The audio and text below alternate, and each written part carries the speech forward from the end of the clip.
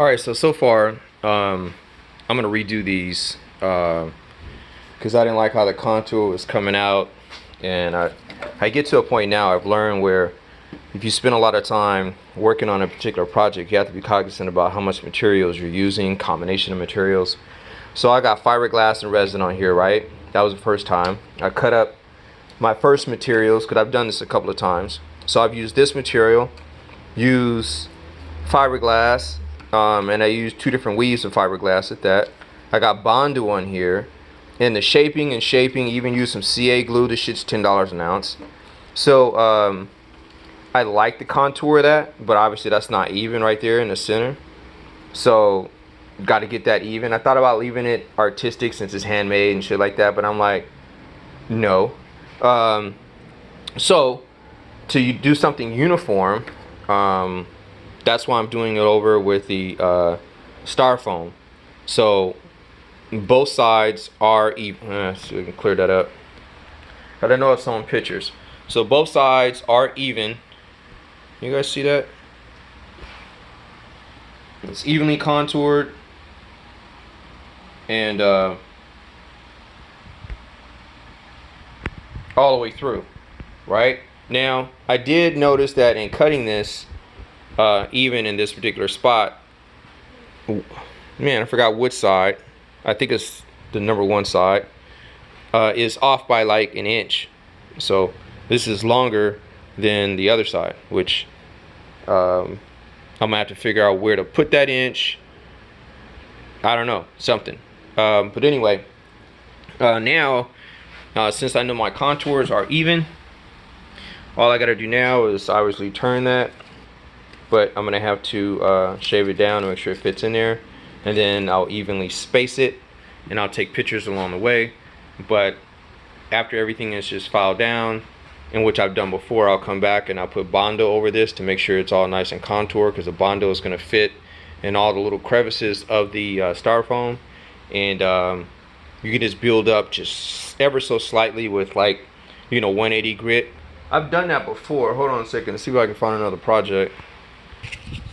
Okay, so here's another part that I'm using, whereas, man, let's see if I can get this clear for you guys. Okay, so this was obviously styrofoam. So if you can see that thin layer of Bondo right there, that's basically all you need in order to have a nice solid part. And then you can fiberglass it, do whatever, and it makes it nice and solid. You can still manipulate it if you want, screw things into it. I don't know, I've gotten away with a lot of different things. And then if you need to obviously shave some stuff off, I don't know why I shaved this, but I did. But the thing is man, I really want to get that clear so you can see what's going on.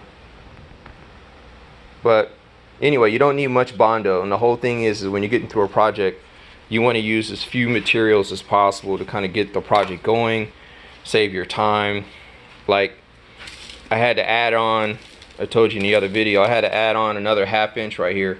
This is just a piece of pine wood, and I know it's soft, it was bendable, so basically I used my Gorilla Glue, which I love. The Gorilla Glue, add some water to that, put some clamps on here, that's why my clamp is still here. And so this thing is strong as hell. This ain't never coming off. It's going to be sandable.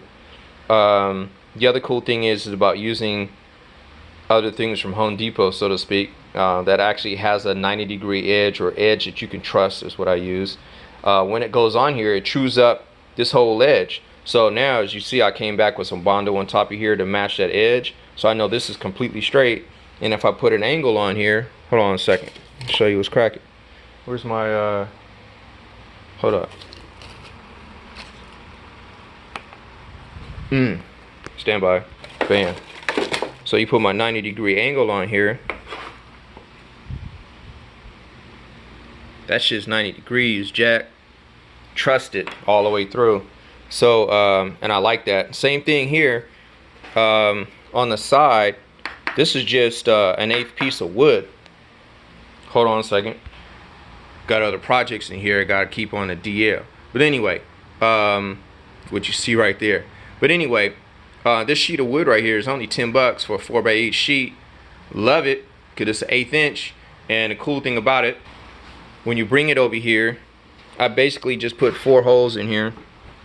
So drill it in here, drill it in there, and basically created a whole face. I don't have to worry about coming back to sand this.